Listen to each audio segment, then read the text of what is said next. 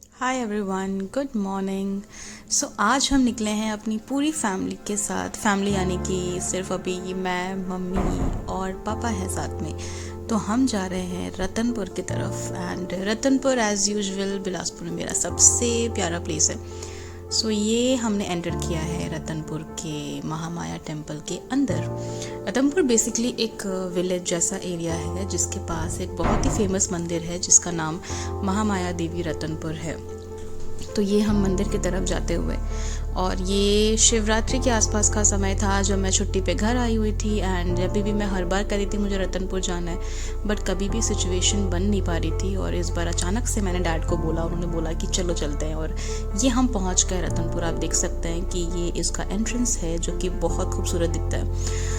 यहाँ से आपके राइट हैंड साइड पे पार्किंग है जहाँ पर बहुत सारे वो जो नारियल वाले फूल वाले होते हैं वो आपको पार्किंग देने के लिए बहुत इजीली अवेलेबल होते हैं। आप किसी में भी जाके अपनी गाड़ी को बहुत आसानी से पार्क कर सकते हैं और इसके बदले में वो आपका ध्यान भी रखते हैं और आपको वहाँ से फूल भी लेना पड़ता है। पार्किंग करने के बाद ये हम अंदर की तरफ जा रहे हैं। और ये जो प्लेस है जिस पर जब भी हम लोग वॉक करते हैं बहुत ही सूदिंग सा फील होता है, बहुत ठंडा सा फील होता है, क्योंकि ऑब्वियसली यहाँ पे सनरेज बिल्कुल भी नहीं आते हैं। और यहाँ के जितने भी शॉपकीपर्स हैं जो कि लोकल आपको दिख रहे हैं वो हमेशा पानी डालते रहते हैं ताकि ऑब्वियसली धूल ना उड़े। एंड बहुत पीसफुल लगता है इस पर वॉक करते समय। ये मेरे पापा हैं जो मेरे आगे आगे चल रहे हैं, और भी धीरे धीरे बाद मेरी मम्मा भी मेरे साथ में है और हम धीरे धीरे आगे जा रहे हैं। और ये जो है कह सकते हो कि जो पहला एंट्रेंस द्वार है जहाँ पर आपको बहुत सारे अगेन वो लोकल पीपल मिल जाएंगे बोथ राइट और लेफ़्ट साइड पे,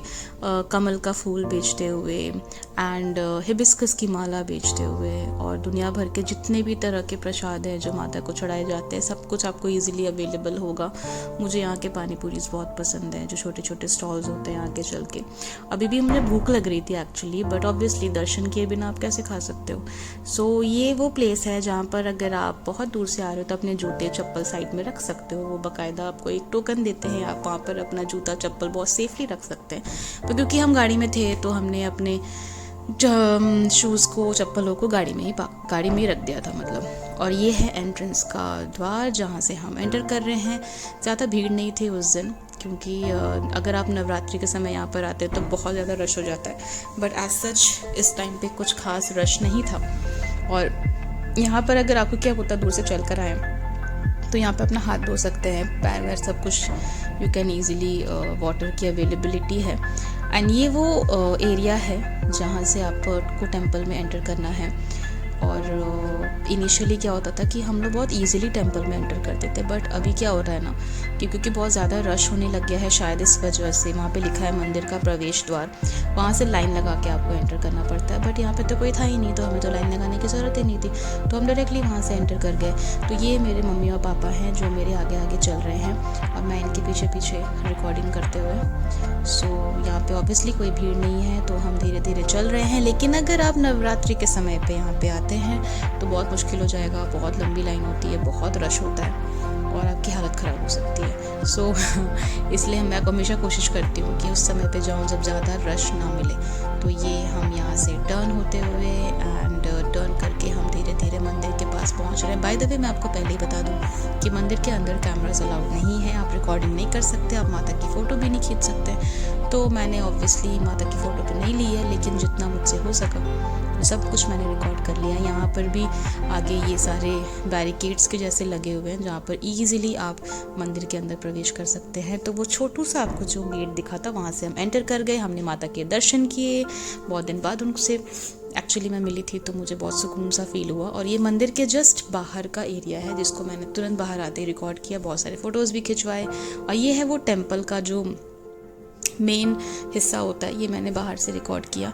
यहाँ पे बहुत छोटे छोटे भगवान रखे हुए हैं जहाँ पर जा के मैं धीरे धीरे से फूल चढ़ा रही थी, सबकी पूजा कर रही थी।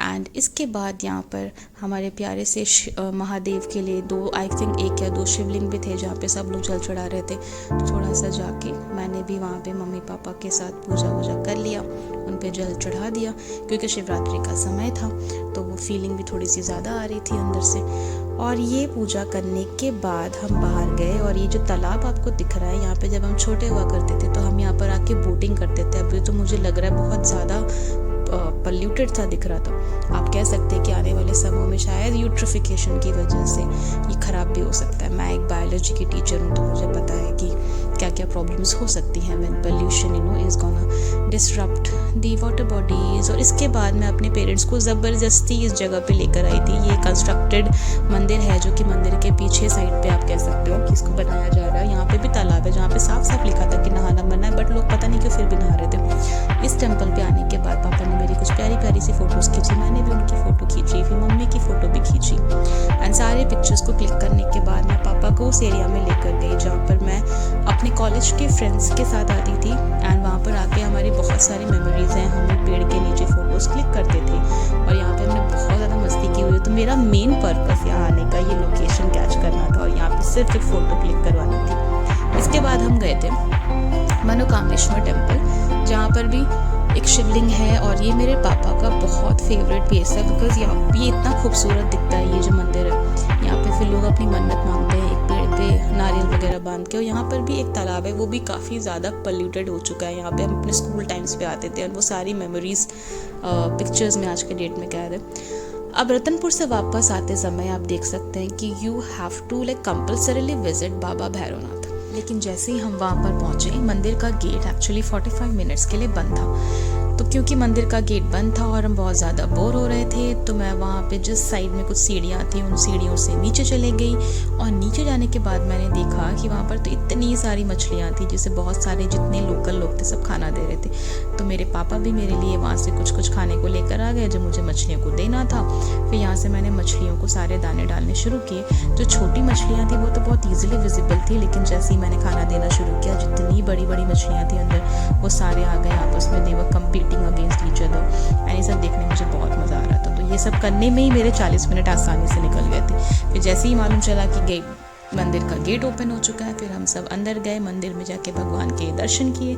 दर्शन करने के बाद बहुत ज़्यादा भूख लग रही थी तो पास के किसी होटल में जाके मैंने डोसा खाया। एंड डोसा खाने के बाद हम वापस चले गए अपने घर को। I hope I will come back again soon. Bye.